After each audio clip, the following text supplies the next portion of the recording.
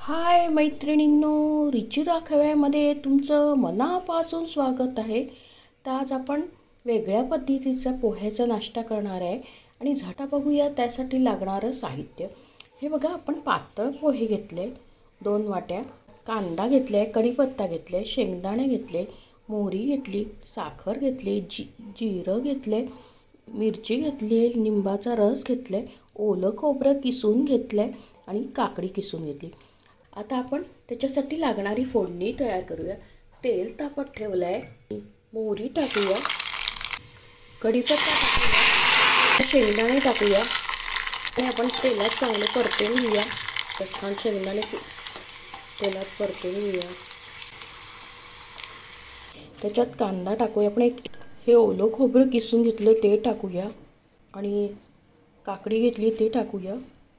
आणि आता हे छान मिक्स करूया. आपण असं पाणी टाकायची गरज नाही. काकडी आणि कांदा असतो ना, त्यालाच पाणी सुटतं. तेवढ्याच्यातच हे भाजून हे करून घ्यायचे.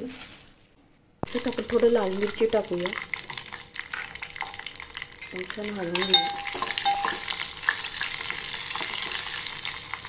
काकडी टाकली आहे तर थोडीशी साखर टाकूया आणि हिरव्या मिरच्या टाकूया आणि लिंबाचा रस टाकूया आणि आता परत छान हलवून घेऊया.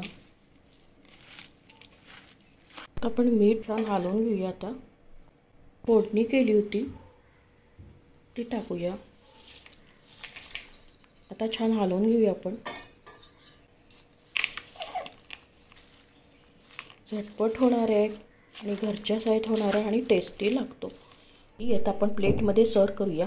झटपट होणारा हा नाश्ता आहे. आपला आगळा वेगळा नाश्ता, म्हणजे आपण झटपट होणारा, कमी मेहनतीचा, घरच्या साहित्यात तुम्ही संध्याकाळच्या वेळेस मुलांना करून देऊ शकतात.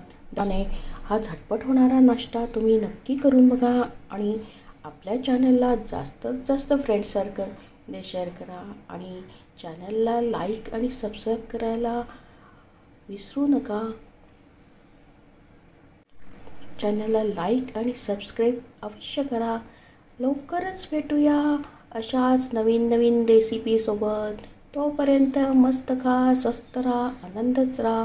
मला असाच सपोर्ट आणि प्रोत्साहन देत राहा. थँक्यू, धन्यवाद.